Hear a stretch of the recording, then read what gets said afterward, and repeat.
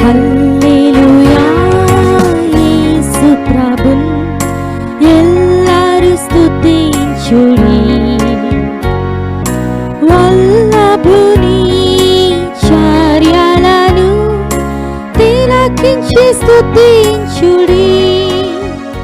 లూకా సువార్త 2వ అధ్యాయము. మరి మనమందరము కలిసి 9వ వచనము 10వ వచనము మనము చదువుతాం. లూకా సువార్త 2వ అధ్యాయము 9, 10 వచనాలు. ప్రభు దూత వారి యొద్దకు వచ్చి నిలచెను. ప్రభు మహిమ వారి చుట్టూ ప్రకాశించినందున వారు మిక్కిలి భయపడి, అయితే ఆ దూత భయపడుకుని, ఇదిగో ప్రజలందరికీ కలగబోవు మహా సంతోషకరమైన శుభవర్తమానము నేను మీకు తెలియచేయుచున్నా. దావీదు పట్టణమందు నేడు రక్షకుడు మీ కొరకు పుట్టి ఉన్నాడు. ఈయన ప్రభువైన క్రీస్తు. దేవుని వాక్యములో ప్రభువారిని గురించి పరిశుద్ధాత్మ దేవుడు ఏ రీతిగా ఆయన సెలవిస్తూ ఉన్నాడు. ఆయన సెలవిచ్చే మాటలో మనము చూసినట్లయితే అది ప్రజలందరికీ కావలసినటువంటి సందేశం. ఈనాడు మానవ లోకములో జీవిస్తున్న మానవులు వారు ఏ పరిస్థితి కలిగిన వారైనా, రకరకాల దేశాలు, రకరకాల పట్టణాలు, రకరకాల గ్రామాలు, రకరకాల భాషలు, రకరకాల రంగులు, రకరకాల పరిస్థితులను ఈనాడు భూమి మీద మనం చూస్తున్నాం. అయితే మానవ జన్మ ఎత్తిన ప్రతి వ్యక్తికి ఒకవేళ జంతువులకి మాత్రము లేదది. అందుకే ప్రజలందరికీ అనే వాక్యాన్ని లేఖనముల్లో మనము చూస్తున్నాం. అనగా మానవ లోకములో జీవిస్తున్న ప్రజలందరికీ, అనగా భారతదేశంలో ఉన్న 150 కోట్ల జనాభాకు, లేక ప్రపంచంలో ఉన్న 750 కోట్ల జనాభాకు కావలసిన వారు ప్రభు అయిన యేసు క్రీస్తు వారని దైవ గ్రంథం స్పష్టముగా మాట్లాడుతున్నది. పిల్లరా, వాస్తవికమైన సత్యం. ఎందుకు అనంటే అందరికీ యేసు ప్రభు అవసరమా అని మనం అనుకుంటాం. అందరికీ యేసు ప్రభు అవసరమా? ఒక క్రైస్తవులకు మాత్రమే సరిపోదా? లేక క్రైస్తవులుగా చర్చిలకు వెళ్ళే వారికి, ఆయా గుడులకు వెళ్ళే వారికి, మరి బైబిల్ పట్టు తిరిగే వారికి మాత్రమే ఆయన సరిపోడా? అందరికీ ఆయన కావాలా అనే ఆలోచన ఈ రోజున మనకు తటస్థిస్తుంది. ఆయన అందరికీ కావాలి. ఎందుకనగా దేవుని వాక్యములో ఏ భేదమును లేదు. అందరూ పాపము చేసి దేవుడు అనుగ్రహించే మహిమను పొందలేకపోతున్నారు. అందరూ పాపులేనట. మానవ లోకములో మానవ జన్మ ఎత్తిన వారందరూ పాపులే. వారు తెల్లని అంగీలు వేసుకున్న వారైనా, నల్లని అంగీలు వేసుకున్న వారైనా, కాషాయి అంగీలు వేసుకున్న వారైనా, లేక నీలపు అంగీలు వేసుకున్న వారైనా, అందరూ మనుష్యుడు అని పేరు పెట్టుకుంటే వాడి పాపే. నేను గేదెనంటే మాత్రం చెప్పలేం, నేను దూడను అంటే మాత్రం చెప్పలేం, నేను ఎద్దును అంటే చెప్పలేం, నేను జంతువును అంటే మాత్రం వాడు పాపి కాదు. మానవ జన్మ ఎత్తిన ప్రతి వ్యక్తికి కూడా పాపి అనే విషయాన్ని దైవ గ్రంథం బైబిల్ మాట్లాడుతున్నది. అందుకే రోమాపత్రిక 3వ అధ్యాయం 23వ వచనం మనం చదువుతుంటే, అందరూ పాపము చేసి దేవుడు అనుగ్రహించే మహిమను పొందలేకపోతున్నారట. అనగా మానవ లోకములో మనుషులందరూ కూడా పాపులు అని దైవ గ్రంథం బైబిల్ చెప్పుచున్న మాట అది. మనుషులందరూ భక్తి పరులని బైబిల్ చెప్పట్లా. మనుషులందరూ నీతిమంతులని కూడా బైబిల్ చెప్పట్లా. మనుషులందరూ కూడా చాలా పవిత్రులు, పరిశుద్ధులని కూడా చెప్పట్లా. పిల్లరా, అయితే వాక్యము చెప్పే మాట ఏంటంటే మానవులందరూ ఏమైనారండి? పాపులు అయి ఉన్నారని వాక్యము చెప్పుచున్నది. మానవుడు పాపి పాపము చేస్తూ ఉన్నాడు. అంతేగాని మానవుడు పాప స్వభావము కలిగిన వాడు కాబట్టి పాపము చేస్తున్నాడు. అంతేగాని మానవుడు స్వభావ సిద్ధముగా పాపము చెయ్యలేడు. ఎందుకనంటే వాని స్వభావము పాపము కాబట్టే పాపము చేయగలుగుతున్నాడు. అందుకనే మనుషులు ఎంత భక్తి చేయుచున్న వారైనా పాపము చేస్తూ ఉంటారు. ఎంత విశ్వాసము కలిగిన వారైనా పాపము చేస్తూ ఉంటారు. బైబిల్ పట్టుకు తిరిగే వారు కూడా పాపము చేస్తూ ఉంటారు. అంగీలేసుకుని పాదుర్లని పిలువబడే వారు కూడా పాపము చేస్తూ ఉంటారు. కారణం ఏంటి అంటే మానవ స్వభావమే ఏంటంటే పాపము. మానవుని యొక్క జీవితమే పాపము. అందుకే వేదము స్పష్టముగా మాట్లాడుతూ ఏమంటుంది అంటే పాపము చేయని వాడు ఒక్కడు కూడా లేడని. మరి ఆ రాజుల మొదటి గ్రంథం 8వ అధ్యాయం 44-45 వచనాల్లో మనం చదువుతున్నాం. దైవజనుడైన సొలొమోను మాట్లాడుతూ ఆయన అన్నాడు, పాపము చేయని వాడు ఒక్కడునూ లేడు. పాపము చెయ్యని వాడు ఒక్కడు కూడా లేడట. ప్రియులారా, లోకబల పాపము చెయ్యని వాడు ఒక్కడు కూడా లేడు. ఈ రోజున దైవ వాక్యాన్ని మీకు బోధిస్తున్నాను. అంత మాత్రం దానికి నేను దేవదూతనని చెప్పకూడదు. నేను దేవదూతనని చెప్పకూడదు. నేను ఒకవేళ దేవుని గుర్చిన పాటలు పాడుతున్నాను, అయినా నేను దేవదూత వలె పాటలు పాడటానికి మీ మధ్యకు వచ్చానని చెప్పకూడదు.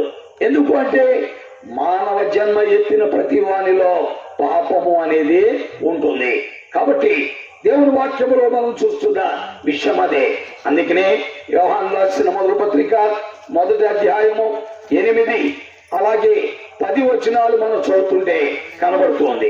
ఏమని రాయబడిందో మనం చూస్తున్నాం. మనము పాపం లేని పిల్లల మానవులు ఎవరైనా నాలో పాపము లేదు అంటే వాడు అబద్ధికుడు.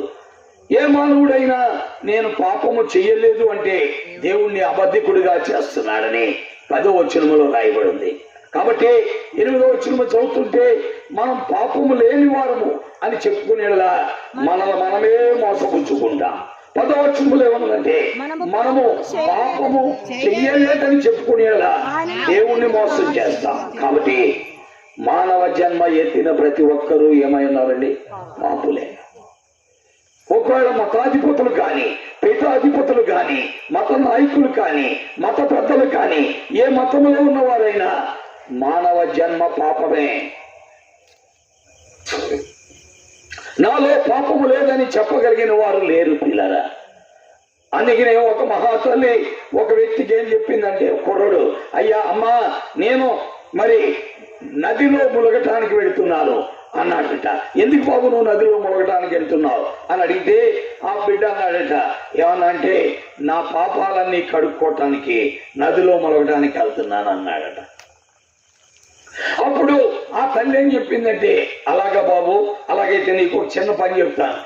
ఏంటమ్మా పని అన్నాడు. అంటే మంది నేను కొన్ని కాకరకాయలు నీ నడానికి కట్టి నదిలో మునిగేటట్లుగా చెయ్యి, కాకరకాయలో చేదిపోతుందేమో అని నడానికి కాకరకాయలు కట్టి వెళ్ళి నదిలో మునిగి రమ్మన్నాడు. రమ్మంది ఆ తల్లి. ఆమె కుర్రోడు బయలుదేరాడు, వెళ్ళాడు.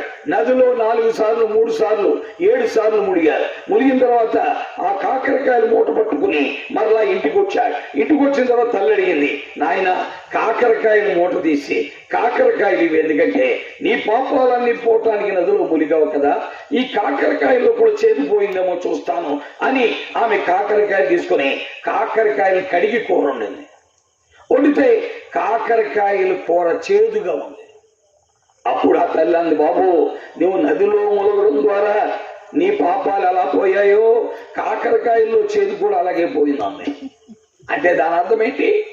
మానవుని యొక్క ఏ క్రియ ద్వారా మానవ పాపాన్ని పోగొట్టుకోలేడు, మానవ పాపము నుండి విడుదల పొందలేడు. అది మానవుని వల్ల కాలేదు. మానవుని యొక్క నీతి క్రియలు మానవ పాపము నుండి మానవుని విడుదల చేయలేవు పిల్లరా.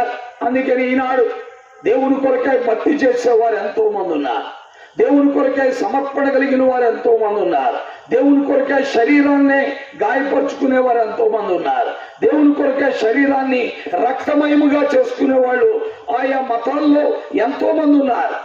కాళ్ళు కాల్చుకునేవారు ఉన్నారు, శరీరాన్ని కాల్చుకునేవారు ఉన్నారు, రక్తాలు కారుతున్న వారు ఉన్నారు. అయినా నీ పాపము పోదు. ప్రియమైన దేవుని వాక్యం వింటున్న ప్రియులారా, మన పాపాలు పోవాలి అంటే దేవుడు మానవుడిగా ఈ లోకములోనికి ఏం చేయాలండి? రావాలి. ఎందుకనగా మనము ఒక వ్యక్తి మరొక వ్యక్తికి పాపాన్ని తీసివేయలేడు. ఒక వ్యక్తి మరొక వ్యక్తికి పాపాన్ని తీసివేయలేడు. అది అసాధ్యమైన సంగతి. అందుకే దేవుని వాక్యములో మనం చూస్తున్నాం, ఇదిగో ప్రజలందరికీ కలగబోవు మహా సంతోషకరమైన శుభవర్తమానం. దావీదు పట్టణమందు నేడు రక్షకుడు మీ కొరకై పుట్టి ఉన్నాడు. ఈయన ప్రభు అయిన క్రీస్తు. ఎందుకు? మానవ పాపము నుండి విడుదల చేయటానికి మానవునికి రక్షకుడు కావాలి. ప్రియులారా, రక్షకుడు మనుషులకే కావాలి, జంతువులకి అక్కర్లా.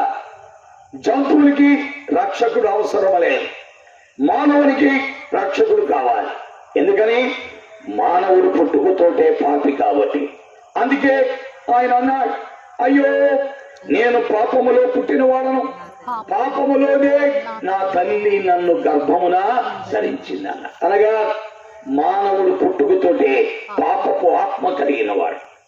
ఇప్పుడే 20 నిమిషాల క్రితం పిల్లారా గుంటూరులో ఒక అబ్బాయికి కుర్రోడు పుట్టాడు. ఇప్పుడే నాకు ఫోన్ చేశాడు, అంకుల్ బేబీ బాయ్ పుట్టాడు, మీ ప్రార్థనలకు వందనాలు అని అన్నాడు. దేవుని స్తోత్రం అన్నాడు. అయితే అప్పుడు నాకు వచ్చింది, ఈ రోజు మన వర్తమానం అదే కదా. అంటే పుట్టుకతోటే ఇప్పుడు పుట్టినోడు కూడా ఏంటనమాట? పాపి. వాడు పుట్టాడే కానీ పాపపు ఆత్మతో పుట్టాడు. కానీ ఆ పాపపు ఆత్మతో పుట్టినోడికే పుట్టుకు దినాలు చేస్తూ ఉంటాం. మనం చేసే పుట్టుకు దినాలు పాపి కొరకే, మనం చేసే వివాహ దినాలు పాపి కొరకే, మనం చేసేటువంటి ఆ రకమైన కేకులు కోసే పండుగ దినాలు కూడా పాపులకే కేకులు కోస్తూ ఉంటాం. కానీ అది మనము గ్రహించము. పిల్లరా, 20 నిమిషాల క్రితం పుట్టినటువంటి వ్యక్తిని పాపి అని మనము చెప్పక తప్పదు. ఎందుకంటే వాక్యములో రాయబడింది, అయ్యో నేను పాపములో పుట్టినవాడను, పాపములోనే నా తల్లి నన్ను గర్భమున ధరించింది. 9 నెలలు మోసిన తల్లి 20 నిమిషాల క్రితం ఆ బిడ్డను కన్నది. పిల్లరా, గర్భములో పాపములో పుట్టాడు, బయటకు కూడా ఇందులో వచ్చాడు, పాపములో వచ్చాడు. కాబట్టి ఈ పాపికి రక్షకుడు కావాలి. ఎందుకంటే మానవ జీవితము పాపము కాబట్టి. మానవ జీవితం ఏముంది? పాపము. పిల్లరా, కాబట్టి దేవుని వాక్యంలో మనం చూస్తున్నాం, మానవ జన్మ ఇలాంటిది. కాబట్టి ప్రభు అయిన యేసుక్రీస్తు వారు మానవ జన్మ ఎత్తిన ప్రతి వ్యక్తికి కావాల్సిందే. మానవ జన్మ ఎత్తిన ప్రతి మానవుడు, వారే భాష, ఏ తెగ, ఏ కులము, ఏ జాతి, ఏ మతము చెందిన వారైనా వారందరికీ క్రీస్తు కావాల్సిందే. ఎందుకు కావాలి? ఎందుకు కావాలి? పాపము నుండి విడుదల పొందాలంటే యేసు ప్రభు కావాల్సిందే. అంతేకాదు, పాపికి ఆత్మరక్షణ కావాలంటే యేసు ప్రభు కావాల్సిందే. లేని పక్షములో మానవ జీవితము ఈ లోకాన్ని విడిచిపెట్టిన తర్వాత మనం పాడుతున్న పాటలన్నింటిలో భావం అదే. ఈ లోకం విడిచిపెట్టిన తర్వాత మనం ఏమైపోతామంటే భయంకరమైన శిక్ష గురైపోతాం. అందుకే ఇప్పుడు పాడాం, పుడతావు నీవు దిగంబరిగా, వెళతావు నీవు దిగంబరిగా. ఇప్పుడే మా వాడికి కుర్రోడు పుట్టాడు. ఎలా పుట్టాడు? సూట్ వేసుకొని టై కట్టుకొని మంచి కోటుతోటి పుట్టాడా? పుట్టలేదు, దిగంబరిగా పుట్టాడండి. వాళ్ళని ఇప్పుడు కడిగారు, బొడ్డు కోసారు. కోసిన తర్వాత, అయ్యా ఈ బొడ్డు ఒక 6 రోజులు ఊడిపోతే అప్పుడు దాకా జాగ్రత్తలు చూసుకోమన్నా. అప్పుడు దాకా జాగ్రత్తలు చూసుకో, లేకపోతే ఇన్ఫెక్షన్ వస్తుంది అన్నారు డాక్టర్ గారు. కాబట్టి ఆ బొడ్డు ఊడిపోయే వరకు జాగ్రత్తగా మనం ఏం చేయాలండి? చూడాలి. కాబట్టి పుడతావు నీవు దిగంబరిగా, వెళతావు నీవు దిగంబరిగా. లోకములో వెళ్ళేటప్పుడు కూడా దిగంబరిగానే వెళ్తాడు. ఎందుకంటే ఏదో మన కోరిక మేరకు పెళ్ళప్పుడు కోడి తీసేస్తామని చనిపోయాడు, పెళ్ళప్పుడు ప్యాంటు తీసేస్తాం, పైగా అదేవాడు పట్టదు. అందుకని ఏం చేశాడు, ఒక ఆయన పెళ్ళప్పుడు ప్యాంటు పెళ్ళప్పుడు కోటు వెయ్యాలని అన్నాడు. మరి ఎలా పడుతుంది, ఆయన లావుగా ఉన్నాడు అన్నాను. పెళ్ళప్పుడేమో సన్నగా ఉన్నాడు, ఇప్పుడేమో లావు అయ్యాడు, ఎలా పడుతుంది అన్నాను. ఓ పని చేద్దాం అన్నాడు. ఏంటండి, వెనకాల కట్ చేసేద్దాం, ముందు భాగం పెడదాం అన్నాడు. చేసే కాదు, వెనక భాగం కట్ చేశాడు, కట్ చేసి ఇలా పెట్టేశాడు. అంటే కోట్ వేసుకున్నాడు, ప్యాంట్ వేసుకున్నట్టు ఉంది. అలాగే వెనక భాగం కట్ చేశాడు, చేతులు దూర్చాడు, కోటేశాడు. అంటే ఏదైనా మనుషుని యొక్క జీవితము తాత్కాలికమే. మనుషుని యొక్క జీవితం అలాంటిదే. ఏదో మన కోరిక మేరకు కొంతమంది చెప్తూ ఉంటారు, లేక భార్య కోరుకుంటూ ఉంటుంది, అయ్యా ఆయన పెళ్ళప్పుడు కోటేయండి, పెళ్ళప్పుడు ప్యాంట్ వేయండి, లేక ఈ డ్రెస్ అంటే చాలా ఇష్టంగా ఉన్నాడు, ఇదేసి లోపల పెట్టండి అంటది. ఇలా కొంతమంది ఏం చేస్తారండి, అమ్మ పడతలేదు కాబట్టి తలకింద పెడతాం అన్నాడు ఒకడు. ఒక ఆయన ఏమన్నంటే, అమ్మ ఇప్పుడు ఆయన పడతలేదు కాబట్టి మీ కోరిక మేరకు తల కింద పెట్టి పెట్టిలో పెడతామన్నా, పెట్టారు అలాగే. కాబట్టి ఈ రకముగా మానవ జీవితము ఉంటుంది ప్రియులారా. మనుషుని యొక్క బ్రతుకు తాత్కాలికమైనది, అది అంతటి ఉన్నతమైనదైనా తాత్కాలికమైనదే, ఈ భూమి మీద ఎన్ని కలిగినదైనా తాత్కాలికమైనదే. ఇలాంటి వ్యక్తికి ఆత్మరక్షణ కావాలి. ఎందుకని, ఎలాగా మన్నైనది వెనుకటి వల్ల ఏమవుద్ది, భూమికి చేరిపోతుంది. అందుకే మనం పాడాం, మన్నైనాది వెనుకటి వాళ్ళనే మరలా భూమికి చేరు, మన్నైనాది వెనుకటి వాళ్ళనే మరలా భూమికి చేరు, ఆత్మదాని దయచేసిన దేవుని వద్దకు పోవు, ఆత్మదాని దయచేసిన దేవుని వద్దకు పోవు, ఆలోకములో నీ ముందు గతి ఏమౌనో ఎరిగితివా, యేసు పిలుపును ఓ ప్రియుడా గడచెవిని పెట్టెదవా. కాబట్టి ఆ లోకములో నీలో ఉన్న ఆత్మ యొక్క ముందుగతి కొరకై యేసుక్రీస్తు నీకు సద్గతి కల్పించడానికి, లేక మంచి గతి కల్పించడానికి ఆయన ఈ లోకములోనికి వచ్చాడు. అందుకే ఈ భూమి మీద ఏ మానవుడు నాలాగా సువార్త ప్రకటించకపోవడం, పరలోకం నుండి వచ్చిన దూత ఏమందంటే, ఇదిగో ప్రజలందరికీ కలగబోవు మహా సంతోషకరమైన శుభవర్తమానం, దావీదు పట్టణమందు నేడు నీ ఆత్మకేం పుట్టాడు, రక్షకుడు పుట్టాడు. కాబట్టి పిల్లరా, యేసుక్రీస్తు అందరికీ కావలసిన వాడే. యేసుక్రీస్తు అందరికీ కావాలి. ఈ లోకములో మానవ జన్మ ఎత్తిన ప్రతి వ్యక్తికి కావాలి. ఒకవేళ అతడు త్రోసివేస్తే మనం ఏం చేయలేం, ఒకవేళ తృణీకరిస్తే మనం ఏం చేయలేం, ఒకవేళ అంగీకరించ మాకొద్దు అని అంటే మనం ఏం చేయలేం. దానివల్ల కలిగే పర్యవసానాలు వేరుగా ఉంటాయి. ఎందుకు అంటే పాపము వల్ల వచ్చే జీతం ఏంటండి, మరణం. అందుకే మనం పాడాం, ఏమని, ఇప్పుడే పాడిన పాటలో ఒక భావం, ఒక చరణం అదే కదా. ఏమని పాడాం, ఓ పుడతావు నీవు దిగంబరిగా, పెడతావు నీవు దిగంబరిగా, పుడతావు నీవు దిగంబరిగా, వెళతావు కాలి మేడలో ఎన్నో కడతావు, నాకంటే ఎవడు ఉన్నాడంటావు, లోకంలో ఘోరమైన పాపాలు చేస్తావు, లోకంలో ఘోరమైన పాపాలు చేస్తావు, ఆ పాపాలే నిన్ను అగ్నిపాలు చేస్తాయి, ఆ పాపాలే నిన్ను అగ్నిపాలు చేస్తాయి. అగ్నిలోన పడకుండా యేసు ప్రభుని నమ్ముకో, అగ్నిలోన పడకుండా యేసు ప్రభుని నమ్ముకో.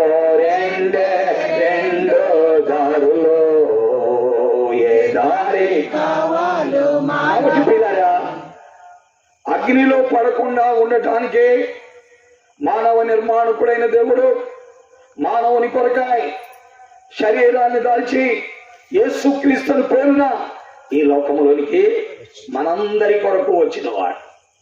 ప్రపంచంలో ఉన్న 750 కోట్ల జనాభా కొరకు వచ్చినవాడు.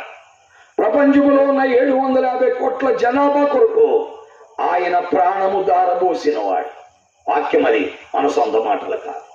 వాక్యములో మనం చదువుతుంటే అక్కడ రాయబడిన మాట ఏంటి తెలుసా?